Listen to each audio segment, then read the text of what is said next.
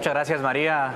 Nos acompaña ahora mismo Jonathan Mencos del ICEFI para conversar un poco acerca de los retos que tendrá el próximo gobierno en cuanto a las finanzas públicas. Un tema sin duda muy delicado, poco comentado por su complejidad, Jonathan. Pero quisiera comenzar contigo, que nos cuentes cuál es el panorama actual de la situación financiera del Estado de Guatemala. Bueno, muchísimas gracias por la invitación y la muy buena cobertura de este evento importantísimo.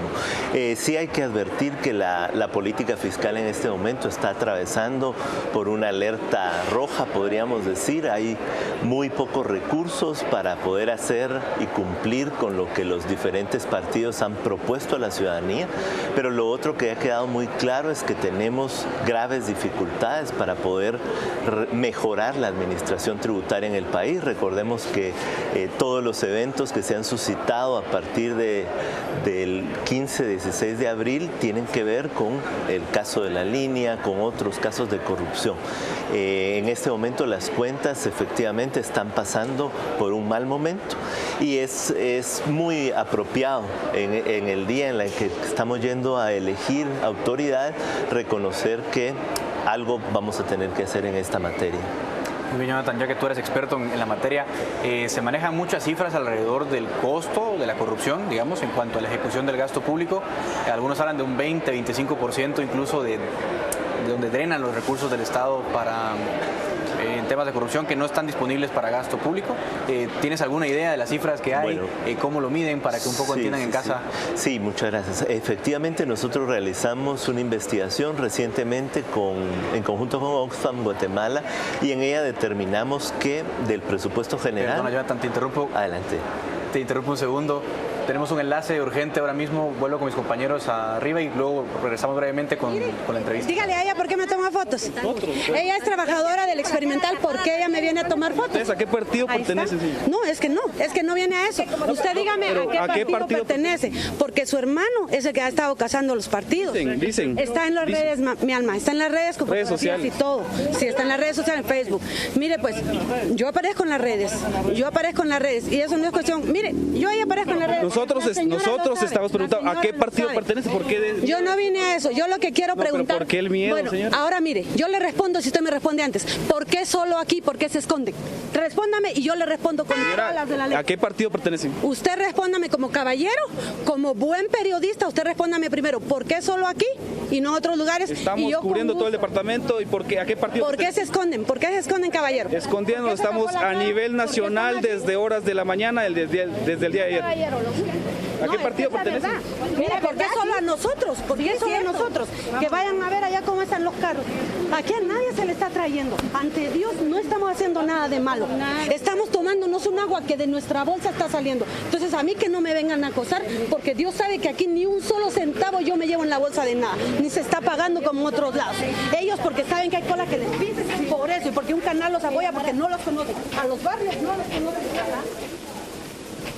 Esta es la reacción luego de vernos en este sector llevando la información desde el municipio de San Pedro Zacatepeques.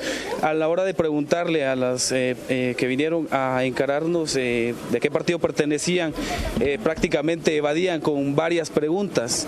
Entonces, la verdad es un momento tenso porque han venido varios pick-ups que se desconocen de dónde sean, con más gente. Entonces es un momento tenso que se está viviendo ahorita en el municipio de San Pedro Zacatepeques.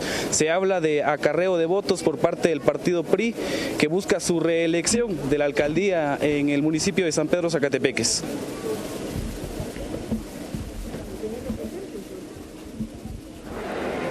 Gracias por la información. Gracias por la información.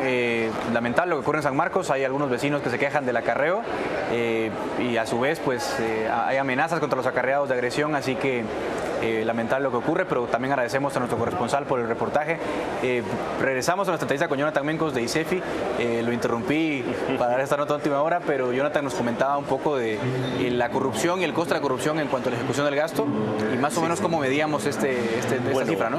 Nosotros hemos desarrollado una metodología para medir los niveles de corrupción a partir de una identificación de todos los rubros que hay en el presupuesto de gastos. Básicamente, y es muy complicado complicado medir corrupción porque sabemos que esta tiene no solo muchos rostros, sino se hace de manera oscura, opaca.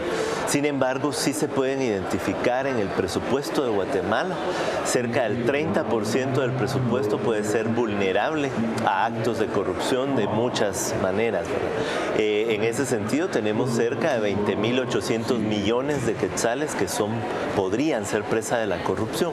Si esto calculáramos lo que nos dicen algunas investigaciones, que la corrupción puede oscilar entre un 20%, tendríamos que en Guatemala de cada quetzal que tiene el presupuesto contemplado, pues más o menos 20 centavos podrían ser presas de la corrupción.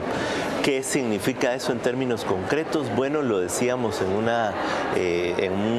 uno de los datos paradigmáticos, ¿verdad? El costo de la corrupción equivale a 4 veces el presupuesto del Ministerio Público, por ejemplo. O sea, es una cantidad importante de recursos.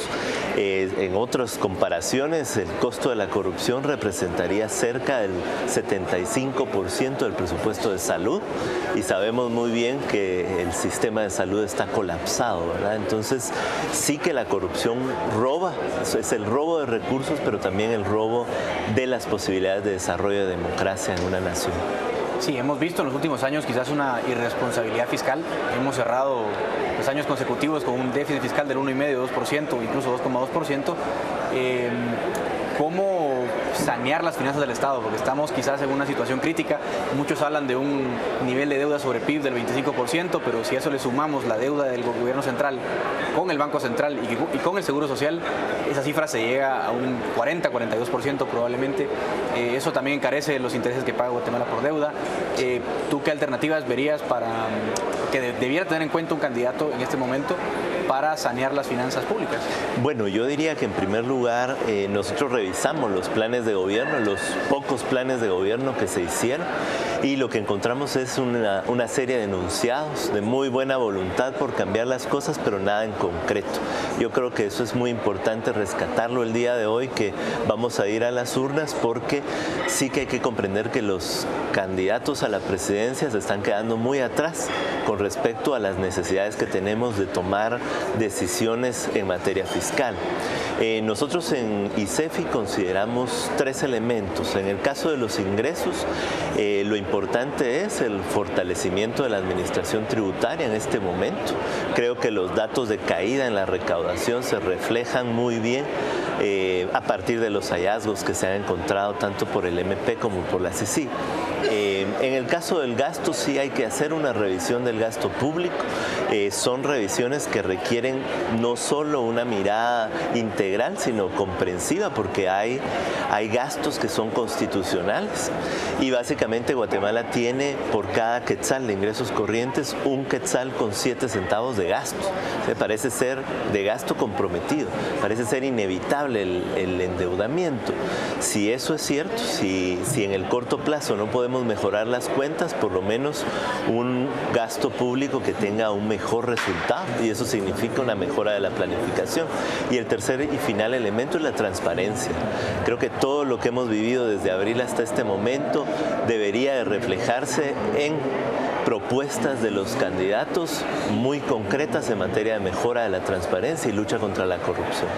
Sin duda, temas muy complejos para quien llegue al gobierno la próxima vez, un tema delicadísimo de deuda pública, de gasto corriente, de transparencia para sanear las finanzas públicas que están en crisis.